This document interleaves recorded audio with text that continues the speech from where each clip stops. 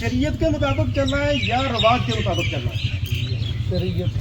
अगर तो शरीयत के मुताबिक चलना है ना, तो फिर मैं बात करूंगा आपसे अपने गाँव वालों से,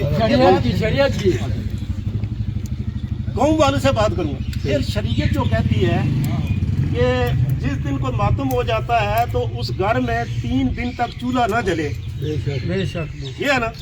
तो हम देखे पका कर इतने मुसीबत में पड़ जाते हैं कि एक तो खर्च करते हैं और दूसरा अल्लाह और उसके रसूल के कानून की नाफरमानी करते हैं।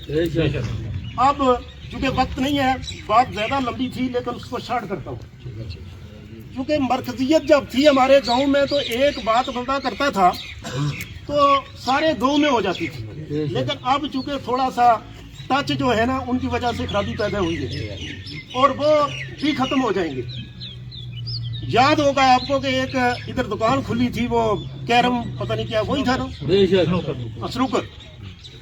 मैं हाजी बशीर साहब, राजा फजलदार साहब, हमने बैठकर, और जो नमाजी उस वक्त असर की नमाज थी, हमने एक बात की थी। उसके बाद ये भी कहा गया कि 1 दिन की मोहलत है, हमने 1 दिन की मोहलत नहीं की थी।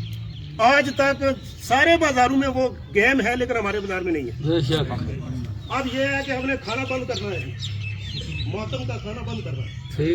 खाना सिर्फ उनके लिए होगा कि जो दूर से आएंगे, उनके लिए तैयार करना कोई मुश्किल काम नहीं है। ठीक है, वो मुझे बताएं, मैं इंतजाम उसका करूंगा कैसे करना है।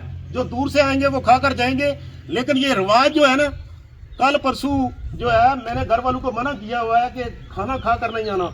तो वो एक रात 10 बजे जनाजा था, रिश्तेदार थे, मीरपुर से कोई आए थे, तो उन्होंने वो कहते हैं कि इतना मजबूर किया। मैंने कहा मजबूर करें या ना करें, आपने खाना नहीं खाना।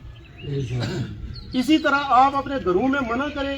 और मुझे सिर्फ हर बरादरी का एक बंदा चाहिए मंजवाल का, खड़े होकर बताए ना, को अगर अमल करेगा, जो नहीं करेगा ना करे ना, बिल्कुल उससे मैं पूछूंगा कि क्यों नहीं हुआ। खड़े हो जाए। बिल्कुल आइंदा मंजवाल में मातम पे ये जो दीगें पकती हैं और चौकियां होती है ना, ये नहीं चलेंगी। और अगर इकट्ठे मिलकर ये करेंगे तो अच्छी बात है, नहीं करेंगे तो उसका इलाज दूसरा भी है। तो आज के बाद फिर साबित हो गया कि हमने एक फैसला कर लिया है। अल्लाह आपको जज़ाए खैर अता करे। आप तो बहुत लोग खड़े हो गए हैं, तो आप सफेद दुरुस्त कर लेंगे।